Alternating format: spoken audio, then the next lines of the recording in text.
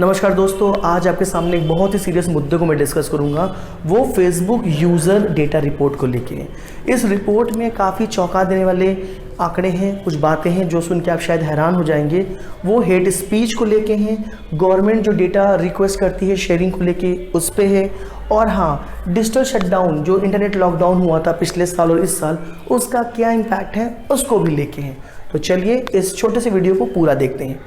पहली बात मैं बता दूं कि फेसबुक ने अभी हाल में जो रिपोर्ट शेयर की है, अपनी ट्रांसपेरेंसी रिपोर्ट शेयर की, जिसमें कहा है कि उसके पास भारत सरकार ने 35,360 एप्लीकेशन की है, डेटा मांगा है, और वो डेटा 57,294 यूज़र्स का मांगा है।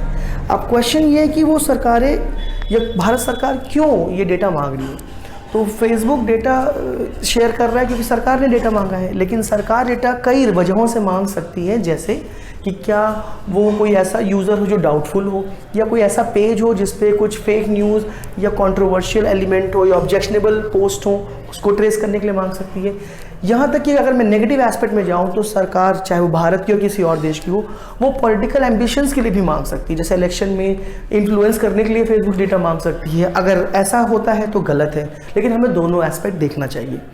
अब दूसरी बड़ी बात इसमें उभर के सामने आ रही है कि जो टॉप के जो दो देश हैं जिन्होंने ये रिक्वेस्ट किया है, वो भारत है और यूएसए है। तो यूएस तो आप जानते ही हैं कि दुनिया की सबसे पुरानी डेमोक्रेसी है, और भारत आज के दौर में दुनिया की सबसे बड़ी डेमोक्रेसी है। तो दो बड़े मुल्क हैं जिन पे ये फेसबुक ने कहा है कि ये डेटा रिक्वेस्ट करते हैं, यूज़र से डेटा मांगते हैं।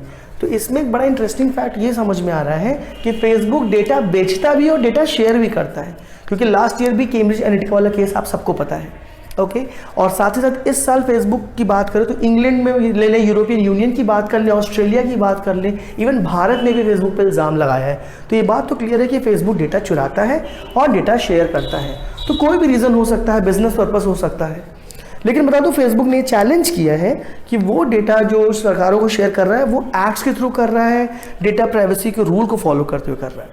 अब जो दूसरी बड़ी बात है, जो भारत सरकार ने डेटा रिक्वेस्ट किया है उसका रेट बढ़ गया है। अगर देखें तो पिछले साल की तुलना में इस बार 33% ज़्यादा एप्लीकेशन भारत सरकार ने फेसबुक से की है। अगर हम 2018 से कंपेयर करें तो 57% बढ़ चुकी हैं। नंबर्स में जाते हैं तो 2019 में 26,698 थे, जो इस साल बढ़ के 30,000 से भी अधिक, लगभग 35,000 के आसपास है, और 2018 में फिलहाल 22,000 के आसपास थे। अगर हम ग्लोबल लेवल पे जाएं तो ग्लोबल लेवल पे अगर दुनिया के देशों की बात करें तो कई देशों ने जो रिक्वेस्ट की है यूज़र्स के डेटा को लेके फेसबुक से, वो 23% बढ़ी है। मतलब पिछले एक साल के भीतर 23% बढ़ा है। और ये डेटा जो हम बात कर रहे हैं कुछ महीनों का, एक क्वार्टर का है। तो अगर हम नंबर्स में जाते हैं तो 1,73,592 एप्लीकेशन फेसबुक को मिली है दुनिया भर से। तो ये साबित करती है कि कितनी ज़्यादा कंट्रीज़ हैं जो अपने ही यूज़र्स का डेटा मांग रही हैं, जानना चाहती हैं।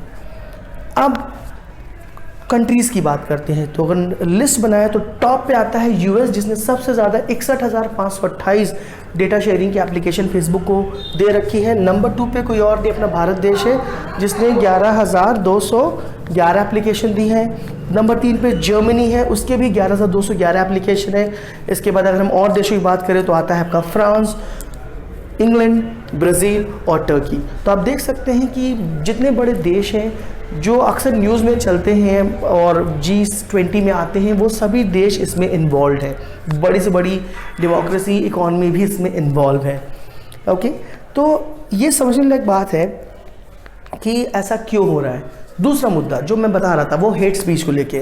तो हेट स्पीच को लेके एक बहुत इंटरेस्टिंग या कह सकते हैं डरावना फिगर ये है कि 22 मिलियन से अधिक कंटेंट फेसबुक ने खुद पाया है कि वो हेट स्पीच से ग्रसित है, उसमें हेट स्पीच पाया गया है। दूसरी बात कि फेसबुक और ट्विटर पे हमेशा से इल्ज़ाम लगता है कि ये हेट स्पीच को बढ़ावा देते हैं, ये फेक न्यूज़ को बढ़ावा देते हैं। कई बार तो लोगों को कहा जाता है कि वो व्हाट्सएप यूनिवर्सिटी से आया है क्या, क्योंकि व्हाट्सएप जो कि फेसबुक के द्वारा कंट्रोल किया जाता है, उस पर सबसे ज़्यादा फेक न्यूज़ शेयर की जाती है। आप चाहें तो वायरल न्यूज़ देख सकते हैं, सबसे ज़्यादा फेसबुक और व्हाट्सएप और ट्विटर पर ही आपको मिलेंगी।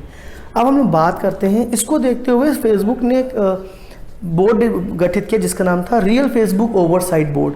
इस बोर्ड ने काफ़ी अच्छा काम किया है, हालांकि काम बहुत अच्छा मैं नहीं मानता हूँ, लेकिन जो काम किया है वो ये है कि उसने 3.7 मिलियन पोस्ट को टेक डाउन किया है, क्योंकि उसमें से 6,59,444 ऐसे जो पोस्ट है जो रिपोर्टेड थे कॉपीराइट के मैटर को लेके, साथ ही साथ 4,04,078 जो कंटेंट ऐसे पाए गए जिनमें काफ़ी हद तक ट्रेडमार्क का इशू आया कि ये लोगोज वगैरह को या डेटा को इन्फ्रिंज कर रहे थे। साथ ही साथ अगर देखा जाए तो 97,186 रिपोर्टेड केसेस थे। टोटल 13 लाख से अधिक पोस्ट को देखा जाए या पेजेस को देखा जाए जिसमें ये पाया गया कि ये काउंटरफीट थे, नकली थे, डुप्लीकेट थे, फर्जी थे। तो ये पाया है ओवरसाइट बोर्ड ने फेसबुक के ही। तो इससे बातें क्लियर हो रही है कि फेसबुक खुद महसूस कर रहा है कि काफ़ी प्रॉब्लम है उसके प्लेटफॉर्म पे। अब बात करते हैं इंटरनेट डिस्ट्रप्शन की। तो आपको पता ही होगा कि 2019 में जब आर्टिकल 370 आया था 5 अगस्त को, तो उस समय से एक इंटरनेट शटडाउन हुआ था जम्मू एंड कश्मीर, वो पूरे साल भर तक चला रहा है। अब जाके वहाँ पे नेट एक्सेस मिल रहा है, वो भी बहुत अच्छी स्पीड नहीं है। साथ ही साथ दिसंबर के महीने की बात करें जब एनआरसी और सीए की बात हो रही थी, तो उत्तर प्रदेश में कई जगहों पे लॉकडाउन हुआ था, इंटरनेट का शटडाउन लिया गया था, उससे जनता को बहुत प्रॉब्लम हुई थी। इसको देखते हुए जो रिपोर्ट आई है वो ये है कि दुनिया में सबसे ज़्यादा बार 40 बार, पिछले साल का ये मैं बता रहा हूँ कि इंडिया में इंटरनेट का शटडाउन लिया गया। अगर हम अभी का फिगर देखें तो ये बढ़ के 59 हो चुका है।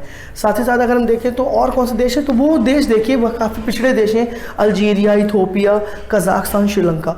ये वो देश है जहाँ डेमोक्रेसी इतनी स्ट्रांग नहीं है, हमेशा कंट्रोवर्सी में रहते हैं। भारत अब इनके साथ चल रहा है और इनफैक्ट नंबर 1 पे चल रहा है। कुछ और देश भी हैं जैसे ईरान है आपका, चाइना है, जहाँ पे इंटरनेट शटडाउन ऑलरेडी लिया जा चुका है। मैं उम्मीद करता हूँ ये वीडियो आपको समझ में आया होगा, और अगर ये वीडियो समझ में आता है तो प्लीज़ इसको शेयर कीजिए। अगर कोई सवाल हो तो आप हमसे पूछ सकते हैं, और अगर हो सके तो कुछ सजेशन भी आप दे सकते हैं ताकि मैं और अच्छी वीडियो बनाने की कोशिश करूँ। वीडियो को लाइक करने के लिए बहुत बहुत शुक्रिया। मिलते हैं अगले वीडियो में। धन्यवाद।